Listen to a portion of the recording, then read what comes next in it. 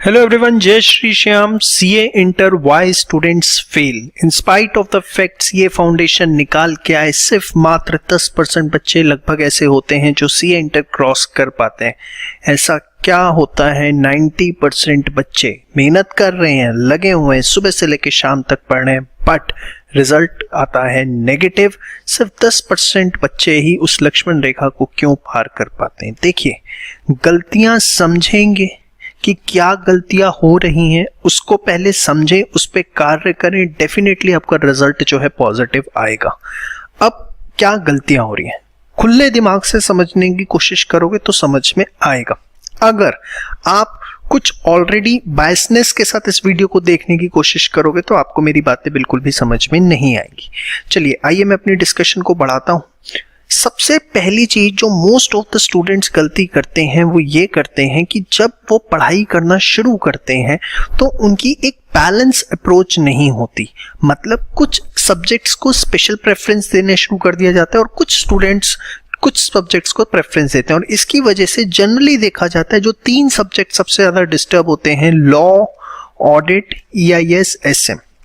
इसकी तरफ एक तो सब्जेक्ट वैसे ही थ्योरी बेस्ड, दूसरा बच्चों का इंटरेस्ट नहीं लगता, और इंटरेस्ट नहीं लगता तो टाइम नहीं दिया जाता। और इसकी वजह से सबसे बड़ा रीजन कि जो भी बच्चे आप देखेंगे सीए इंटर के अंदर रह जाते हैं, यू विल सी कि 70 to 80% बच्चे इन 3 सब्जेक्ट्स के अंदर ही रहते हैं। इट्स नॉट द फैक्ट कि क्या बोलते हैं सब्जेक्ट बहुत मुश्किल है या समथिंग लाइक दैट। प्रॉब्लम क्या है? प्रॉब्लम शुरू होती है अकाउंट्स, कॉस्टिंग, टैक्स से। होता क्या है, आप लोग पढ़ रहे हैं, 8-10 घंटे पढ़ रहे हैं, लेकिन मोस्ट ऑफ द टाइम आप क्या करते हैं, इनके प्रैक्टिकल्स करते ही रह जाते हैं। इसके इतने प्रैक्टिकल्स करते रह जाते हैं कि लॉ, ऑडिट, EIS, SM को आप टाइम ही नहीं देते हैं। फिर एंड में आप कुछ ढूंढते हैं कि कुछ ऐसा मिल जाए जिससे जल्दी दिमाग में रट्टा बैठ जाए, चीजें याद हो जाए। अब ये पेपर वैसे भी नहीं रह गए हैं, अब इन पेपर्स के अंदर प्रॉपर केस स्टडीज पूछी जाती हैं। अनलेस आपका कॉन्सेप्ट क्लियर नहीं होगा, आपने प्रॉपर टाइम डिवोट नहीं किया होगा, आप इस सब्जेक्ट को रट के क्लियर नहीं कर सकते हैं। Let me clear this point two you. ये वीडियो थोड़ा हार्श रह सकता है, हो सकता है आपको 2 बार देखना पड़ जाए इस वीडियो को, लेकिन जिसने इस वीडियो को समझ लिया ना, सीए इंटर उसका डेफिनेटली 101% क्लियर होगा। ये बात सुन लेना, और आपका जो भी दोस्त सीए इंटर कर रहा है उसके साथ इस वीडियो को शेयर जरूर करना, क्योंकि ये भी एक बहुत बड़ी दोस्ती होगी जो आप उसके साथ निभाएंगे। चलिए, तो क्या करें सर? देखिए, एक मेरी वीडियो थी how to manage study hours related to CA inter, उसके अंदर भी मैंने बात बताई थी, जिसका लिंक मैं डिस्क्रिप्शन में भी दे दूंगा, कि आप लोग जो है अपने स्टडी आवर्स को मैनेज करिए, थ्योरी को इक्वली टाइम दीजिए। थ्योरी को इक्वल टाइम देना बहुत जरूरी है। अगर आप थ्योरी को इक्वल टाइम नहीं देते, कम से कम 40% ऑफ द टाइम, मतलब अगर आप 10 घंटे पढ़ रहे हैं दिन के अंदर, तो उसमें कम से कम 4 घंटे आपके थ्योरी पेपर्स पे जाने चाहिए। Otherwise definitely you will face the problem. कुछ बच्चों के साथ क्या होता है, अकाउंट्स, कॉस्ट, टैक्स बहुत अच्छा प्रैक्टिस करते हैं, सब कुछ करके जाते हैं, एग्जाम में जाके एकदम प्लेन हो जाते हैं, उन्हें कुछ भी समझ में नहीं आता, वहां पे फेल हो जाते हैं, 45, 50, 55 पे रह जाते हैं। ऐसा क्यों होता है?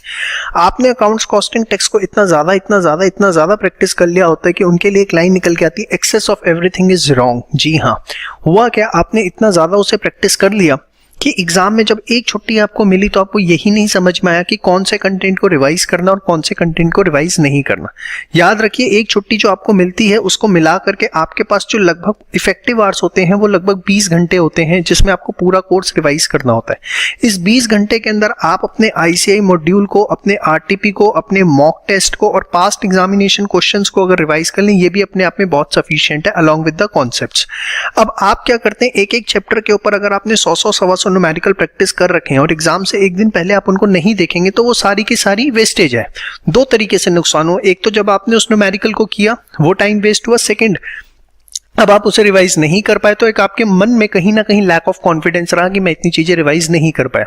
तो कंटेंट जो करना है वो लिमिटेड का मतलब ये नहीं कह रहा मैं कि चीजें छोड़िए, इसका मतलब ये कह रहा हूं कि जो आपके सिलेबस के स्कोप में अपने ICI मॉड्यूल को करिए, RTP करिए पिछले 4 अटेम्प्ट के, मतलब करंट, उससे पिछले 3 RTP कर लीजिए, जो ICI ने मॉक टेस्ट रिलीज किया है वो करिए, 4 पिछले पास्ट एग्जाम क्वेश्चन के लिए, that would be more than sufficient from examination point of view.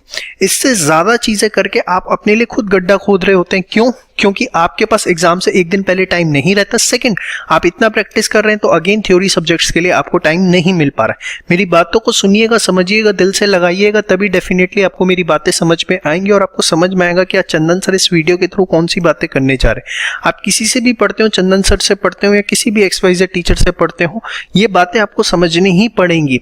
अपनी स्पेशल प्रेफरेंस नाम के वर्ड को आपको डिलीट करना पड़ेगा, थ्योरी को आपको इक्वली इंपॉर्टेंस देनी पड़ेगी, आपको एक लिमिटेड कंटेंट को प्रैक्टिस करना पड़ेगा। तीसरा सबसे बड़ा प्रॉब्लम आता है टेस्ट। होता क्या है, टेस्ट को लेके तो एकदम हम जीरो, मतलब कोशिश रहती है कि हम टेस्ट ना दें। ये एक बहुत गलत चीज है, आपको टेस्ट देने बहुत जरूरी होते हैं।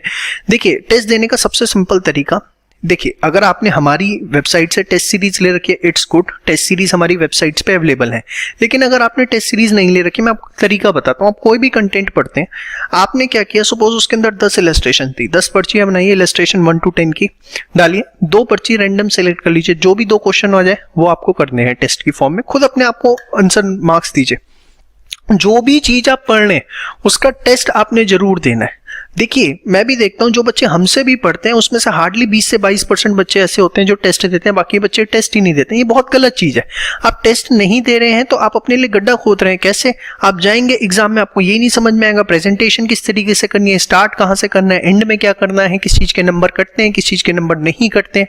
जिसमें आपको class 12th 11th 10th 9th में मास्टरी हुआ करती थी, इतने यूनिट टेस्ट, इतने आपके टर्मिनल एग्जाम हुआ करते थे, आपको गलतियां बताई जाती थी। यहाँ पे टेस्ट नाम का स्कोप आप जीरो कर देते हैं, सीधे फर्स्ट टाइम पेपर आप जाके लिखते हैं एग्जाम के अंदर, जिसकी वजह से आपको सारी प्रॉब्लम फेस करनी पड़ती है। तो प्लीज टेस्ट जरूर दीजिए। टेस्ट सीरीज हमारी वेबसाइट पे भी अवेलेबल है। अदरवाइज जिस भी कंसर्न टीचर से आप पढ़ते हैं उनके साथ रेगुलर टच में रहिए। टेस्ट जरूर देना है, टीचर से चेक करवाएंगे तो सबसे बेस्ट रहेगा, नहीं तो सजेस्टेड आंसर से खुद ही क्रॉस चेक करिए। This is something very important from examination point of view. देखिए, ये 3 बातें आप मेरी मान लीजिए कि थ्योरी सब्जेक्ट को प्रेफरेंस देनी है, प्रैक्टिकल सब्जेक्ट के अंदर कितना लिमिटेड कंटेंट पढ़ना है सो दैट हम एक दिन पहले एग्जाम से पहले उसे रिवाइज कर सकें, और तीसरा हमें टेस्ट नहीं छोड़ने हैं। ये 3 बातें जिसने मेरी मान ली, डेफिनेटली उसका CA इंटर निकलेगा, वो उस 10% की कैटेगरी में आएगा। और सब बच्चों ने अगर मेरी बात मान ली तो ये डेफिनेटली 10% वाला जो है वो 40 to 50% तक ऑटोमेटिकली इंक्रीज हो जाएगा। तो प्लीज इस वीडियो को फैलाइए, अपने दोस्तों के साथ शेयर करिए, कमेंट बॉक्स में जरूर बताइएगा कि ये वीडियो आपको कैसा लगा। हमारे फेसबुक पेज को, इंस्टाग्राम पेज को लाइक करिए ताकि आपको लेटेस्ट अपडेट्स वहां पर मिलती रहें। जय श्री श्याम। सारे लिंक डिस्क्रिप्शन में आपको दे दिए गए हैं।